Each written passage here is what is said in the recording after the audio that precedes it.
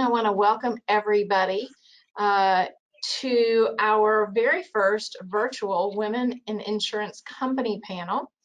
I think everybody can hear me so far, and there is for y'all, for the attendees, and folks are still logging in, so I'm going to fill a little airspace here real quickly. Throughout the program, I am going to be as I say, flying as well as asking questions of the panelists.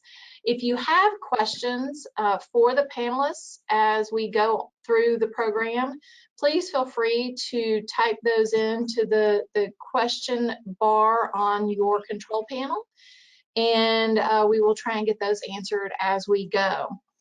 I want to welcome everybody here. Happy Thursday afternoon. I want to thank from the bottom of my heart our sponsors, RT Specialty and Bailey Special Risk.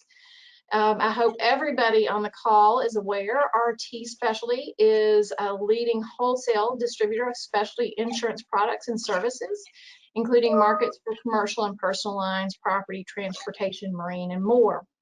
Bailey Special Risk is a specialty insurance wholesaler located in Hendersonville, Tennessee, offering coverage that includes professional liability, management liability, privacy and security, and cyber liability. Now I have the pleasure of introducing our panelists today. First, Sandra Breedlove is a graduate of our very own David Lipscomb University, where she earned a Bachelor of Science and a major in Business Management with a minor in Economics. Upon graduation, she joined an insurance agency and worked on the commercial lines side of the business, and then spent 34 years in surplus lines, I believe, if I have that correctly, where she then joined Repath and Associates in 1986, which then became RT Specialty in 2010. Our next panelist is Teresa Cates. Teresa started her career on the agency side in 1986 while attending the University of Tennessee. Teresa earned her degree in finance and decided to make insurance her career. And she has held marketing and underwriting roles throughout her 30-year career and currently serves as a territory manager for Selective Insurance Group for Tennessee and Kentucky. And then we have Janet Smith. Janet started her career in 1986. I think we're all the same age on the call. She has filled roles from account manager to managing underwriter and a many array of professional and technical products. In 2009, she had the opportunity with others to purchase Bailey Special Risk. She now serves as president of Bailey and continues to work with agents both on the insurance and education side of the business. And then our final panelist today is Kimberly Wilson. I have to say that Kimberly has the most unique path to her current role as state sales manager with West Bend. For almost 30 years, Kimberly was owner and instructor of Success Taekwondo and is a 6th Dan black belt, which I don't know what that means, but it sounds intimidating. In 2006, she began working with AHA Insurance Network as a marketing and member services rep before moving to West Bend as a regional sales manager in 2011. I want to thank all of our panelists for their time here today. And so let's get to the questions. Oh, I didn't do that very well. Like I said, I'm learning as I go, folks. There we go. Let's get to our questions. I thought we could start with some traditional background questions. Sandra, let's start with you. What did you find was your biggest challenge as you had advanced through your career in insurance? Well, I have loved the insurance industry and have never really thought of it as a job. I think probably now that I'm at the stage that I am in my career, my biggest challenge has been what we call the 3 balances of work, life, and family. As you know, I started on the wholesale side when I was 26 years old, and on the wholesale side, you work 24/7. Now we're connected 24/7. We used to just have to work 24/7. And I even had an employer send me to a course called Creative Leadership because they felt like I needed to tone it down a notch. So I think the biggest challenge in my career has been the three balances of life, work, and career. Teresa, what do you think? What's been your biggest challenge? You know, a lot of that, very similar, finding the right balance. As a mother of triplets, they're 20, soon be 22, but putting myself in a position to be promoted, but also at the same time being able to be effective in my role and also take care of my family. When I lived in Atlanta, there were many times I was on the phone in the car with them, you know, helping them out, homework, you know, get to practice, you know, having to have people help me, you know, with my children, my family members, and, you know, just trying to keep that balance to do an excellent job at work, but also be an excellent parent. So I'm very similar to Sandra in that respect. Excellent. Kimberly or Janet? I'll jump in there. I completely agree with everything that you all are saying as far as is work-life balance. I think that one of the only positive things that's come out of the COVID event is working from home. And, you know, initially I was working too many hours, and I'm sure that all of you did, but I have to cut it off by 6 o'clock. And I'm sure that you've all probably done a lot of, you know, similar thought process. But before the COVID event, I would say outside of balance, it myself is the biggest challenge. I have crossing over from an entirely different field into a field that's extremely intellectual. I initially thought that I wasn't smart enough to do this. And then I finally had to accept that, you know, over time, you know, there's nothing that we do well that we know overnight. I mean, it takes time, and because this is very intellectual, no one has all the answers. So we kind of have to be patient with ourselves and be willing to learn and draw upon the knowledge of people that we're surrounded with, because we're surrounded by so many wonderful intellectual people in this business. So I would say outside of balance, myself, and suffering from imposter syndrome, wondering when somebody was going to find out I don't have all the answers. I think that's very true. I'll jump in too real quickly. I agree with everybody as far as the work-life balance, but I will say through my career, one of the biggest challenges is just getting past the fear of asking for things. I think sometimes to ask and be assertive and want to ask for things, sometimes as a female that can be a little bit difficult, but it's definitely something that I've had to overcome through the 30-year history in this industry, is being able to get past that. I don't have that fear now, but it was definitely early on in my career for sure. Well, and this may have just answered that, but the next question I was going to ask, Janet, if you could travel back in time, what is one piece of advice that you would give to yourself throughout your career, or starting from the beginning? What do you wish you had known then that you know now? Well, I mean, obviously the fear factor, you know, having the courage and the confidence to be able to ask for things. But also, secondly, I think Kimberly mentioned it earlier, it's very heavy technical career that we're involved in, and trying to grab as much education and learn as much as you possibly can is so important in this industry, because when you become an expert in your field, people will come to you and they will look up to you, or they'll ask for advice or wanting to know your you know, what you know as far as your technical skills are concerned with whatever area you're an expert at in this field. So learning as much as you can and gravitating towards a person that can help you with that, as well as education materials. Doing that early on is helpful, because you look back in time and go, oh, I wish I'd spent more time learning this, and time gets away from us all. And, you know, we get busy. Work is very busy in this industry. So education to me is a huge factor in this industry. So that's what I would say. Does somebody else have an idea of, or a thought of what advice you would give to your younger self? I think, I'm sorry, go ahead, Sandra, I didn't mean to. No, you go ahead. Go ahead, Teresa. I would tell myself to apply for positions or apply for projects that I wasn't qualified for. The CEO of my company made a statement at our last town hall, and he said every role that he's ever taken, he wasn't qualified for. And when he said that, I thought, wow, that really speaks volumes, because I know for us as females, we, you know, we're not as brave as we should be at times. And if I could go back 20 years, I would just jump right out there and and go for it. Excellent. Sandra? Education. I actually wrote it down when we got the questions.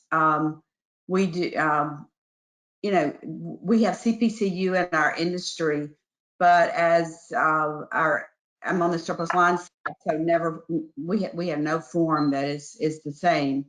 And agents lean more and more on us for to read their contracts and to make sure that our forms fulfill the contracts. And if I had a, you know, if I could go back in time, I might would take courses. I really wouldn't be interested in a degree in law, but maybe study contract law just because of what we're expected to know. We're just insurance brokers. We're not attorneys, but they come to us and they expect us to guide them and to provide the proper forms. And I think that type of education could have been helpful. It made it a little bit easier than spending, you know, hours reading forms. Absolutely. Kimberly, any thoughts on advice? Yeah, what Teresa said, I mean, big ditto on that. And never stop trying to recreate ourselves. What I loved about what you said, Teresa, about embracing things that, you know, we don't know how to do. I mean, when I started teaching Taekwondo, one of the reasons why I started teaching Taekwondo is because I wanted to become an expert at it. And when I started, I was definitely not an expert. And when I started this business, I was definitely not an expert. But isn't that what men do so well that we don't do well? They fake it till they make it. Yep. And we have to be willing to do that.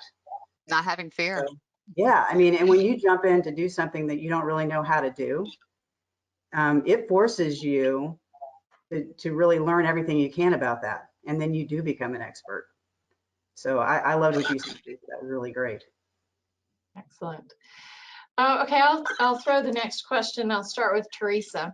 Do you have a professional role model or mentor that has helped you throughout your career? And if so, what did that person do for you? Well, if I could pick two, I can, my role model would be my mother, because she also worked in the business. And she actually taught me when I went to work for my uncle in his agency. She trained me, and I remember one time I was on the phone and somebody asked if something was covered, and I said, hold on, let me ask my mom. But my mom was always a student of her work, and she wanted to know, like Kimberly, she wanted to learn everything she could about the insurance forms, and I think Sandra mentioned that, so that she could be a resource for her clients. And you know, my mom retired about 10 years ago, and you know, her former boss used to always say they're still calling and asking for her because she was so valuable to the agency.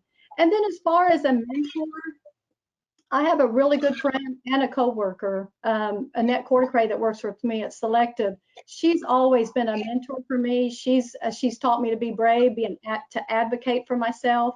She actually is the one that recommended me for my current role. And you know, the one thing I love about Annette is her passion. And she's passionate about something, and she's not afraid to speak her mind. But I consider her an invaluable resource for me. I just realized I was muted. Thank you. Sandra, what about you? Have you had any role models or mentors that you've worked with? I've not really had a mentor. I've had a few bosses that have taught me a lot. But as far as a role model, this goes back to my early days in the surplus lines business. There was a president of General Star. Her name was Patty Roberts. And I was so impressed with Patty as a woman that had made it to be the president of a major insurance company. She had a family of 3. She was the first one in the office in the morning. She did go home. She had dinner with her children, and she lived in New York. And she would walk back to the office, and that was the day before the cell phones and probably even computers at our desk. She would be one of the few underwriters. She could pick up the phone at 8 o'clock or 9 o'clock at night, and she'd answer the phone. And it wasn't that I was impressed that she worked all the time. I was impressed that it was kind of that balance thing. She was trying and doing it all. and Patty's long been retired. But I've always looked up to her, and she was gruff and she was direct to the point and she knew her stuff. But she was a woman that had succeeded when there were very few women at the top in the industry. And that goes back to the 80s. So I still think about Patty. I mean, probably a great grandmother by now, but she was there when women were not there. And she didn't get it because someone promoted her because she was a woman. She was smart and she worked hard, and she was kind of an example that I kind of wanted to follow. If I wanted to succeed, you almost, and have a family, you had to do it the way Patty did it. Kimberly, what about you? Wow, I've had several. I think it kind of depends on what area of your life that you're talking about. But Sandra Blaine is somebody who comes to mind here in Kentucky. She was one of the former principals of Altorstrick Insurance. She was the first woman president of the Big I. And the very first time I ever met her, she was the first powerful principal I had ever met that was a woman when I first took this position with West Bend. And I sat down in front of her and I was just terrified she was going to ask me something I didn't know an answer to, because she was just that powerful to me. And I learned a lot from her, but one of the things that I learned from her was that there's a lot of power in silence. We don't always have to be talking. Sometimes you just say very little and you make a bigger impression. But, she's always been a huge, role model to me. My husband is a big role model to me too. He's very disciplined. He's also an agent. He's always recreating himself, rebranding himself, always trying to improve. And I wish I had his discipline for wanting to work out. You think after 30 years in the martial arts business, I would have no issue with that. But really, I guess I was really in the martial arts business because I wanted to stay fit, and you have to do it when you're doing it 6 and 7 days a week. But he's way more disciplined than I am, and I learn a lot from him. And I look up to my team here at West Bend. They all bring something really amazing to the table, and I'm really proud to work with everyone from here in Tennessee and Kentucky. So. Right. Janet, I'm going to change the question a little bit for you, because I know we've talked about mentoring. Talk about what the importance of a mentor. I just changed the questions on Janet, so I throw that out there so she can give her a second. But I know we've talked about that, the ideas of mentoring and and that's where WINS came from, and the idea of having an opportunity for women in the industry to get to know each other and spend time together and support each other. And so that's why I changed the question and threw it to you. Well, yeah, I think it's great to see others that are in the same position as you or have been in those positions in the past, how they got from A to Z. I mean, like Teresa and Sandra and Kimberly all mentioned, they've had mentors who've been in this industry for a great deal of time, and that's kind of who you recognize and gravitate towards, because your goal is to hopefully be in that position one day, or at least learn characteristics from them. And mentoring, I think, is so important to encourage one another. Give each other advice if you want it. It's not, like I said, don't be afraid to ask an advice or an opinion. I have a good friend that owns a brokerage firm like myself. She recently sold, but she's in the same position as me. She is the daughter of her father owned the company. She purchased it from him. I called her up, the same situation. Mine was family owned, and we just sort of share ideas with each other and help each other, because the goal is to succeed. I mean, we all kind of want to get to the end goal, and I think staying focused on that and thinking about that in a big picture way of helping each other succeed, that's how mentoring can be useful to someone. Asking, how would you do XYZ? Or when you were going through this problem, how did you solve it? Who do you know can help with this? That is so vitally important, I think, in our industry, and being able to appreciate one another and our qualities and what we can do. So I think that's why mentoring can be so important in this field, especially. Thanks. Okay, let's move to the next series of questions that I have. That's talk about being a leader. I'll start with Kimberly this time. How can you be a powerful female leader without alienating others? Well, first of all, I think we need to listen. Sometimes we get so busy trying to figure out what comes next that we forget to listen. And we need to slow down a little bit. And we need to learn to balance. We also need to learn to be flexible, and don't take things so personally. I mean, those are the things that I would think come to mind first. And then first and foremost, just don't sweat the small stuff. It doesn't mean that what we do isn't important. And, you know, I know we have to be concerned about things like E&O claims and what have you, but sometimes I think we just get too pressured by the stuff, and we need to relax and chill out a little bit. Sandra, what about you? Well, that's good advice. I can't say that I take it all the time because I'm an A personality, so they're pulling me off the ceiling most of the time. But I have a good team that keeps me grounded most of the time. You know, we do alienate. You know, I don't know if alienate's the word. We're not always able to give people the answer that they want to hear, but we try to give the people the answer that's going to either solve the immediate problem or to help them advance in their career, because we've been there, we've done that. We've made mistakes. We try to share our mistakes. Completely not alienating someone, even to our agents, especially in this market. They don't like to hear what we have to say. But I think if we try to be honest and consistent, and that and just, you know, try to be a little humble, that people come around. It may take them a while. I don't set out to alienate people, but we're not always able to, as we manage people and we manage situations, we're not always able to give everybody the answer that they want to hear. So to completely not alienate someone, I would love to know the answer to that. I would love to know that technology myself, but I'm not sure that I'm too old to teach new tricks. I think I have mellowed, but I think Kimberly has a lot of points. We take this business really serious.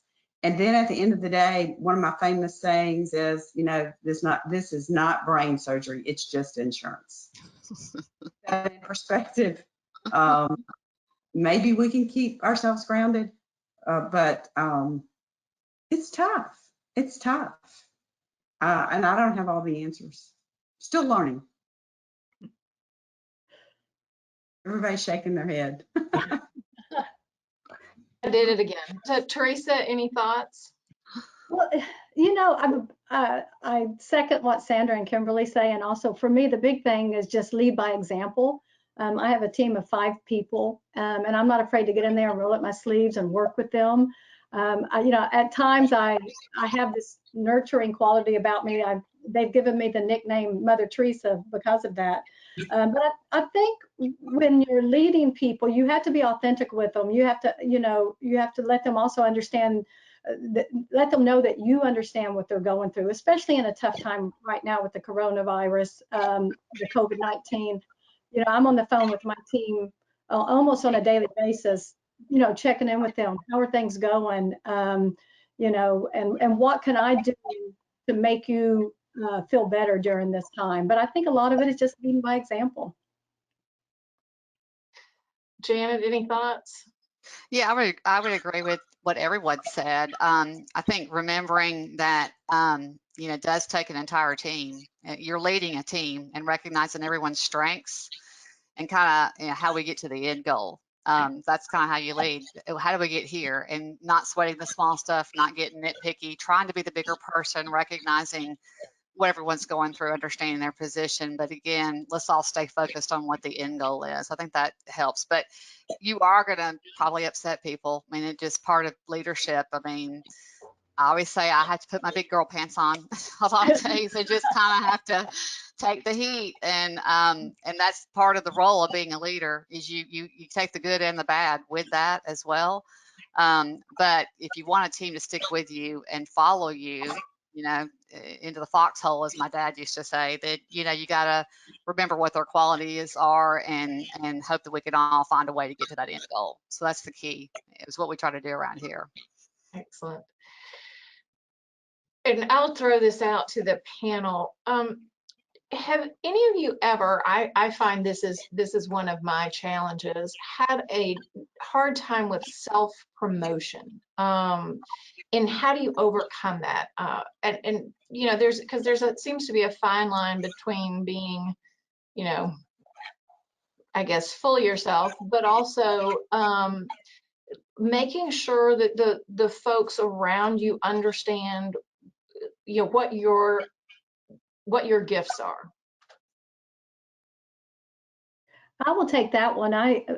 For me, it's very difficult to promote myself. I can promote my company I work for like crazy and say how awesome they are, but when it comes to me, it's a personality thing. I feel uncomfortable. But from that standpoint, I think we get to a point where we work so hard to get where we're at that you almost just let the facts speak for themselves and let your credentials speak for themselves. And I think that's why everybody on this panel is so dedicated to this industry, dedicated to continuing education, because we let that sort of speak for us as well. But I find it very difficult to promote myself because I was brought up, not to brag.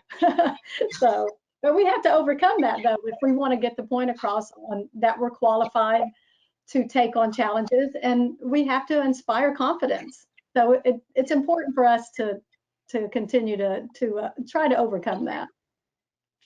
And I think if we have some younger listeners on the call, how can they, like you said, how can they stand up and say, give me a chance to do this. I think I can do this. Anyone? I think leaders are always looking for those employees that want to better themselves, that want to get ahead in this industry, that want to move to the top of this industry.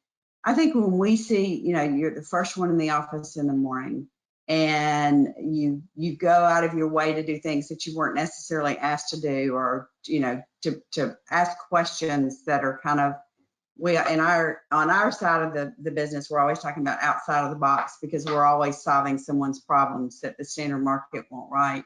I think we gravitate toward those people. So if they want to be bold enough to stand up, even if they know they can't do it, and throw their hat in the ring, I think most managers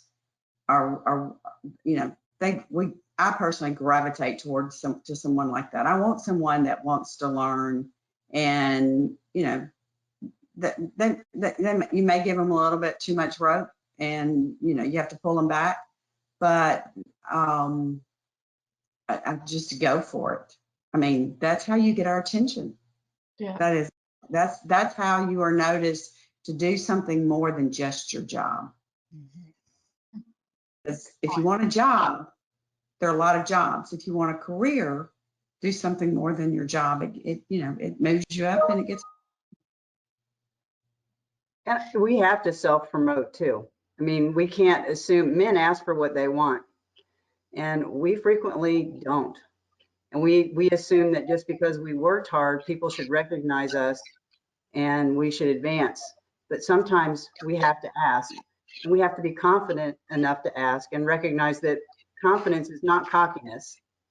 It's okay to ask for what we want. And sometimes we also need to remember that we need to promote others. Sometimes by promoting others, it also promotes us, because we're all in this together, and it also gets us recognition. And as long as we're promoting others without any expectation of getting anything in return, that's when it's really, truly genuine. And we also get a lot of recognition when we're not afraid to recognize others for the goodness and the greatness that they're doing too. So, but again, I think we have to ask. So I'll change the questions up a little bit. I still think it has to do with being a leader or being a good leader. Do any of you have what I would term, I think the feel good phrase right now is it self-care routine. And if so, what is it? Or how important do you think it is to take time for yourself? I know, Sandra, you mentioned, one of your role models who was, there early in the morning and then would go home and eat dinner with her family and then come back and work. And what does that self-care look like for you all? I'll go. I know when I bought Daily Special Risk back in 2009, I felt like I had to 24/7 be dealing with the business, and I still feel that way. I always feel that way. But I think you have to learn to, even Kimberly said this earlier, you have to learn to shut it off at a certain time and take a break whenever that time is, and give yourself a little bit of time to think clearly, whether it be time away on vacation, whether it be just turning your emails off at night. Past a certain time, you just have to turn those off, because you can look at them 24/7. There's always going to be somebody that's trying to get in touch with you, or something that's going to scroll through, especially the fact that we really work remotely all the time now. We always have our emails with us. So I try to do that, and then just exercise. I used to not do that when my kids were younger, and now I try to do that as much as possible, because it does clear the mind, makes you feel better, gives you some energy. I'm not getting any younger, as they say. So that's definitely what I do to try to have some balance, and take care of myself away from the industry. Yeah, and I do the same with Janet. I like to keep the three in balance, the spiritual, physical, and mental. I like to start the day with a devotional and maybe even music. And then I'm like Janet. I attend Orange Theory, and I love it. It's been crazy since we've been shut down. We open on Monday, but those three things, physical, spiritual, and mental, and I struggle with turning it off at night because I'm a remote employee. But I've learned, and I'm teaching my children this before they get bad habits like their mom, and that is to put your stop sign up. Have a certain time that you stop, and I don't always listen to that, but I try. I like that. Put your stop sign up. Yeah. Sandra, any thoughts? Well, unfortunately, I don't practice any of those. I need to, and I tell myself on a daily basis I'm going to. But I'm one of these that, I wake up at 4 o'clock and start sending emails to my staff. So we need to take care of ourselves, because the old saying, if you don't take care of yourself, you can't take care of the others around you. I think as I've got older, I've tried to do a little better since the virus, because I leave work, I'm exhausted, I don't exercise like I should. I'm now shutting my system down at 6:30 or 7 o'clock at night. It's still daylight. I'm fortunate I live on a large farm. I get out and I walk. But when I saw that question, I thought, oh, this is not good, because I'm not a good example. But I'm working on it. It's not easy. I mean, with the COVID event, it was not easy. I mean, my routine completely changed. You'd think staying in hotels and eating in restaurants, you wouldn't have a good routine, but I have certain things I never eat because I know they're not good for me and they make me feel bad. So I just have some hard, fast rules about that. I do eat sugar, I do drink alcohol, and I do consume caffeine, but not in large quantities. Everything's about, balance. I mean, sugar is limited to the weekend right now. Although I have to say, when the COVID event occurred, I'm like, we're on vacation nonstop for 7 weeks. Margaritas have to stop. Because I didn't, before that, it was like alcohol on the weekend, sugar on the weekend, not during the week. And so my husband and I agreed over the weekend, okay, we have to get back to what we know works for us. So we're back into our regular routine. West Bend is helping all the employees get back into their regular routine. So, and I got to have variety too. If I can't just keep doing the same workout every day, I got to do something different. Otherwise I get bored and I don't want to do it. So yeah, I love having a great self-care routine. It makes me feel good about myself. Excellent. So I guess from on my screen, I'll start from left and move my way to the right. Teresa, what would you say would be the biggest win in your career? What are you most proud of?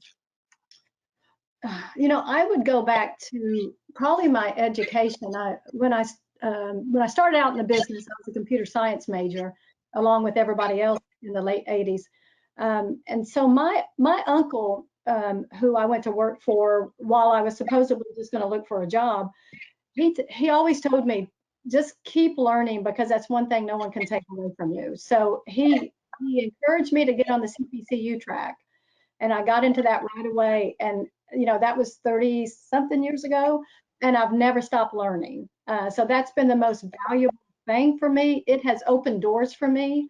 And beyond that, I've met a lot of people through the CPCU organization as well. That has really helped, be resources for me to help me even be better at my job. So I would say education and getting my CPCU is the biggest thing. Excellent. Janet? Well, obviously, when I had the opportunity to purchase Bailey Special Risk back in 2009, I don't know, I'm sure all of you remember what the economy was like in 2009, as well as the soft insurance market that we were in 2009. And the fact that we paid, bought the company. I bought it with 2 long-term employees here at Bailey Special Risk. We are completely female owned. And we were able to survive that difficult time, which everybody was trying to survive, clients included, and then continue to be successful, and then capitalizing on growth and having our best year ever. Every year's continued to grow since then. That's really where I feel most proud, is the fact that buying this company in a very difficult economy, in a very difficult insurance market, and then be able to succeed and grow the company has been something that I'm really, really proud of. Excellent. Sandra? When I saw your question, when I think of wins, because we're, we in the wholesale business, we work on individual accounts, and some are very large, and you think of those as win. But when I really thought about it, probably the biggest win was the day that I met Derek Repath. I was working with a company called Alexander & Alexander, which at the time was the largest retail shop in the country, probably the world. And we visited our wholesaler. We wrote an account called Murray, Ohio Bicycle Manufacturer. And we visited the broker that wrote the products on the bicycle. And that was a gentleman named Derek Repath. And from that meeting, he called my boss, Derek Hughes, and said, I want to hire her. She needs to be in our industry. I don't know what I said to the man, but so I stayed at A&A for 2 more months while they hired my replacement, and I went to work for Derek in February the 18th, 1986, and that was when I joined the surplus lines world and never looked back. And I actually have not changed jobs since that day. Only the name on the door has changed. Never been a job. It's 35 years later, it's flown by. But that's probably the biggest win, and just by luck that I showed up at his office, was offered a job, ran the Nashville office as Repath, president of RT Specialty. It was also a big win. It's a great company to work for, great people. But that was probably my biggest biggest win, was that I was just by luck ended up in a great industry. And probably what I'm the most thing of is my children and my grandchildren in life. But as far as my career, it's that I still have clients that I started doing business with in 1986. They're still my clients. I probably have 3 or 4 accounts that I've written since the late 80s. And I just think that that's special, that we've had relationships that long and we've become friends. It's business, it's also friendships. So that's, my biggest, the thing that I'm most proud of is my family. And the biggest win was just, I got lucky. I was in the right place at the right time. And it was. Kimberly, what about you? Well, the biggest win in my life is my husband. It doesn't really have anything to do with my career, but that's Okay. what brings me the most joy in my life. This job with West Bend, just working with West Bend is a huge win. It's changed my life. It's a win to have the respect of my peers and the executives that work at West Bend. I think though the thing that I'm the most proud of is my team. They're just good people. They care, they work hard, they expand me. And I can't say enough positive things about them. It's been wonderful to learn that everybody has a way to do things, and it doesn't always have to be my way. And if you can just get out of people's way and just let them know, hey, I trust you, I believe in you. Here's the end result that we want to achieve. Go do it. And it's getting done. You know, that to me, it just brings me a lot of pride. So Thanks. I'm going to move, get a little bit more industry specific, and start with a question which was sent in is, how do you see the role of women in insurance changing over the next 5 to 10 years? Or under the current world we're living in, maybe 5 to 10 weeks. But in all seriousness, you know, and that's a new question. So whoever wants to take it. I see more agency principals. Sorry, that's all I'm going to say. Go ahead, Kimberly. I was just going to say, I see more women embracing the role of principal. You know, I see more women buying agencies, and that's what I see. Okay, Teresa.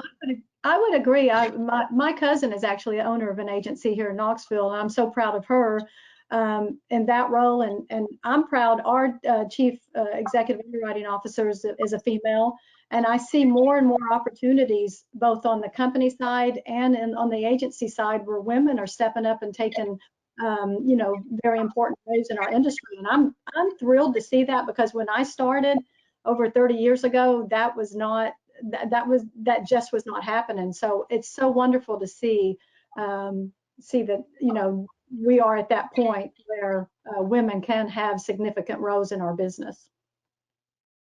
And I'll step in quickly. I'll say the same thing, Teresa, and Kimberly also. I think more female ownership positions. I'd like to see more of that, and I think we will start to see more and more female-owned agencies, principals, that type of thing, where we haven't in the last 30 years. I mean, obviously there's more today than there was 30 years ago when I got into the industry, but I think that's where the opportunity lies ahead for women, is the chance to be able to be in an ownership position within a company. Sandra, what do you see as the biggest challenge in the insurance industry right now? For women or just in general? However you want to answer it. You can address it for women, which is maybe different answers. Well, the thing that I love about the insurance industry is that there are women at every level of we've got CEOs, we've got CEOs, we have presidents throughout the industry. We have women in leadership positions. So we've broken that glass ceiling for sure that I've seen in my lifetime. But the industry is also, you don't have to, the industry has so many positions. If you don't want to work 24/7 a day, 7 days a week, you can still have a career in the insurance industry. It's vast what we can do. And there are, you know, from an underwriter standpoint, females probably outnumber male underwriters in my industry right now, by far. So I think we're on track as far as our careers. COVID has changed the landscape of what we may know as the insurance industry. We don't know.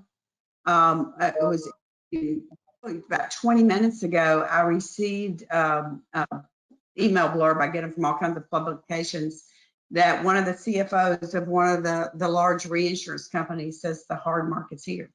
Well, we thought we were in a hard market. Of course, I was here in 80, 84, 85, 86 when it was a real hard market. I hate that because it makes me old. But I'm not so sure we're not headed back there. I think it brings opportunities um, for agents and people to learn, because we have to start thinking outside the box. It's not going to be who's the cheapest price anymore. And I think the cream will rise to the top in the next 2 or 3 years. Those that have the knowledge and the ability and the stamina to endure what we're going to see in the next few years, I think it's a great opportunity. I don't think it's just for women. I think it's for men. I think it's for anyone. This is a great industry to be in. And I think times are going to change. I'm not saying they're going to be tough. I say there's opportunity. And I think those that want to grab it are going to be successful. And this is a time when people, on my side, it's agents I do business with. Agents need our help desperately. And those that come to the forefront and solve people's problems, you know, that they're going to be your customers for life. So I'm excited what the future's going to bring in the insurance industry. I think the landscape, I don't think any of us really know until we get through this virus, and to see what the courts are going to do to our companies on the BI issue. It's exciting. So in fair point, we are probably in the biggest challenge right now with the current environment. But what about for women? Do y'all, anybody else, any challenges that you have seen or continue to see for women in the insurance industry? I think attracting talent, for me, that's one of my biggest concern is and attracting females into the insurance industry.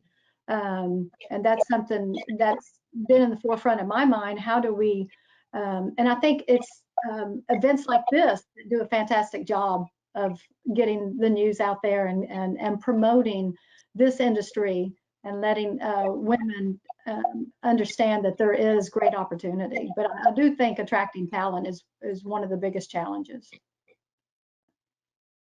I think we have to have a shift in our attitude. I mean, we're talking about wanting to attract talent. Women especially, you know, kind of goes back to what I said earlier, shifting our attitude and having a development of more emotional intelligence. And how do I say this? The shift from, we've kind of become the right now society. We got to have it right now. And what's resulting is people don't have any confidence. So they're like fighting, you know, they want to get to the top and they're screaming and hollering to get to the top, but they don't want to do the work it takes to get to the top. So we have to have a shift in that attitude so that we can really draw from a true talent pool and start to really cultivate a true talent pool. And we got emailed in a similar question along the same lines, is how do we recruit women into the industry going forward? What are the things that we can do to bring others along? I think if we embrace the InsurTech part of it as well, because some of the younger women right now, that's such a big part of the world they've grown up in.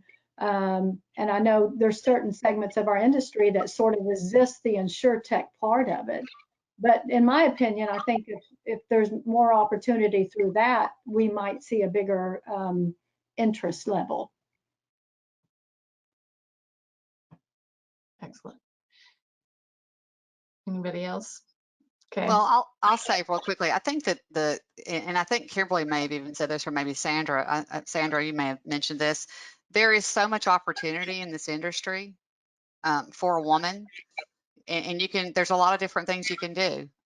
There's a lot of different ways you can go. There's a lot of different areas you can become an expert at, and having obviously higher education is important when you get into our industry, but it's not the end all. You could have an associate's degree even and get into our industry and learn enough to, if you've got the desire and the willingness to learn, and still move along and do really well in this industry. I personally like to see more women in sales. I don't see that many women in sales on the sales side of the industry. I'd like to see more of that. But I do think that making sure that they understand it's not just that entry level position that I'm going to do for the rest of my life. I may have to start there to learn, but I have a lot of opportunity to move up and gain more knowledge and become an expert in something. And I would throw out 2 points that in listening to y'all, I think from the agency side, because obviously y'all have more familiarity with company sides. But to your point, Janet, on sales, I think, if I was a single parent or we needed a 2-income household, the idea of a commission job might be daunting, whereas maybe it's as simple as, looking at different pay structures so that you can support individuals who need something that's more stable. I might be willing to give up the possibility of getting it all to have, some stability on a day in, day out basis. And I think additionally, I think we as women need to make sure that we are supporting other women. I know, we can be our own worst enemies oftentimes, and it's reaching out and making sure that we're making those connections so that when there's somebody new in the industry, again, part of the reason we started this group is to allow us to make those connections so that somebody doesn't feel as alone.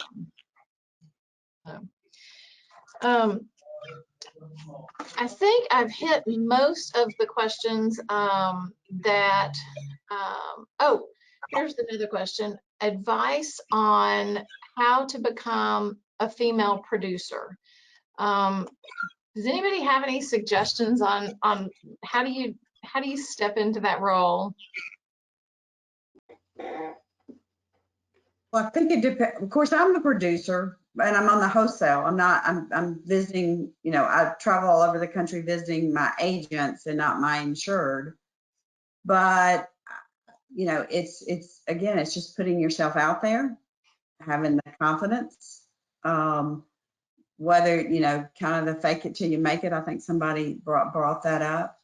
But in our company, we have a lot of female producers.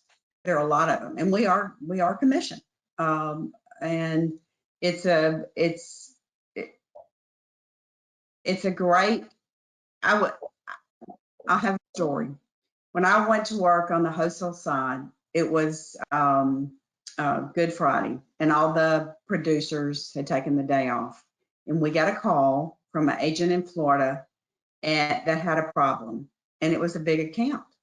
And we had a binding authority at the time, and there was nothing in this account that they told me that I couldn't put in the binding authority. There was no restrictions, everything I read in the book. So we quoted it, and we quoted it like 4 times manual. Most people probably don't even know what a manual is anymore. But anyway, so I wrote 2 of those accounts in about a 5-day period. That was big premium. So I got called into the office, and my boss, or the owner of the company, was very proud of me.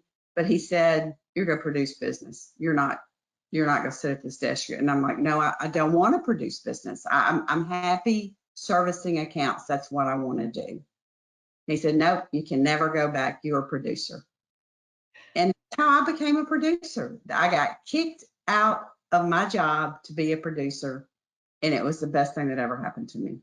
And I didn't think I could do it, but if I can do it, anybody can do it. You have to be persistent, and and work hard, and make people believe in you, that you have the ability to solve their problems. Mm-hmm. And I think on the agency side, it's the same way. Mm-hmm. When you show up to an insured, they have to believe that you're going to present something that the next guy didn't. And usually that's your intelligence, your ability, and that you're there for them. It's customer service. That's, I preach to my team every day, return phone calls, pick up the phone, talk to people. And I think being a producer is a great job for females, because if you can get your foot in the door, I think we're more nurturing than men producers. And the clients like that. I really do. My opinion. Sorry. No, did you have something you were going to say, Kimberly? I was just going to say, if you're working in an agency and you want to be a producer, go to the principal and ask, what do I have to do? How can you help me? Just There you ask. go. Okay, just ask.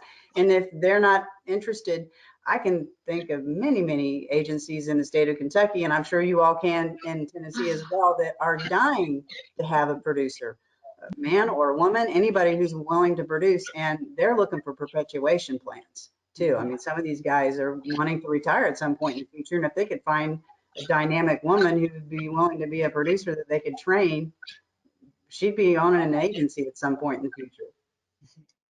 Good point. Good point. Okay, so I want to respect everybody's time. We're almost at the end of an hour, and I thought I would wrap it up with just something fun. So, Sandra, I'm going to start with you. Tell us either your favorite book, movie, actor, or something you've enjoyed doing during the last 8 weeks of quarantine. Well, I really haven't had any extra time because, you know, you don't leave your desk or your job, but I have enjoyed, well, my favorite show is Outlander. Oh, yeah. No, my favorite show is Oh Outlander. my gosh. When Outlander is on, do not talk to me. I have got to watch my man. But I've enjoyed getting up from my desk and I now turn my computer off. I close my lid, and I've enjoyed walking on our farm, which I don't normally do if I come in from the office. You know, I'm tired, and I travel all the time, so I've enjoyed being home, not on an airplane, not sleeping out of my bed. So I don't think I've ever gone this long and not been on an airplane. So, but I'm ready to get back to normal, or whatever the next normal is. I miss the office. I miss my team.